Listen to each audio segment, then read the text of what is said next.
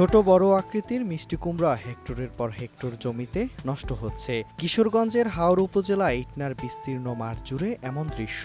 বেশি লাভের আশায় চাষ করে এখন কৃষকদের গলার কাটা হয়ে দাঁড়িয়েছে মিষ্টি কুমড়া। বাজারে চাহিদা কম ও যথাযথ দাম না থাকায় এসব ফসল ঘরে তুলছে না কৃষকরা। ফলন ভালো হলেও প্রচুর পরিমাণে লোকসান গুনতে হচ্ছে তাদের। 20 একর জমি চাষ করছি মিষ্টি কুমড়া। এই জায়গায় 20 একর জমি চাষ করাতে আপনার 10 লক্ষ টাকা খরচ ইনভেস্ট করা হয়েছে।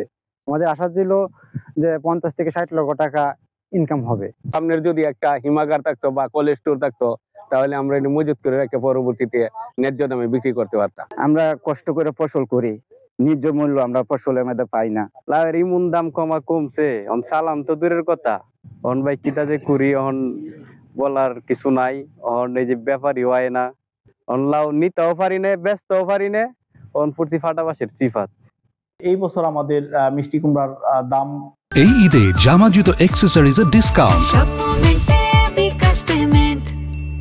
উপজেলা কৃষি অফিসের তথ্য মতে চলতি মৌসুমে ইটনা উপজেলার বিভিন্ন হাওরে ধানের পাশাপাশি প্রায় 205 হেক্টর জমিতে মিষ্টি কুমড়া চাষ হয়েছে। এজন্য কৃষকদের সার্বিক সহযোগিতা ও পরামর্শ প্রদান করছে কৃষি অধিদপ্তর।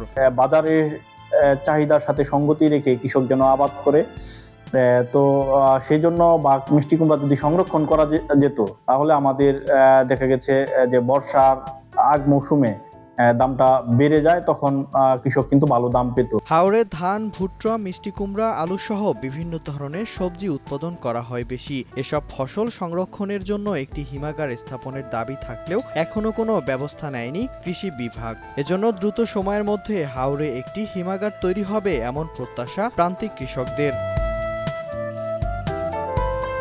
Miran Ahmed, NTV online.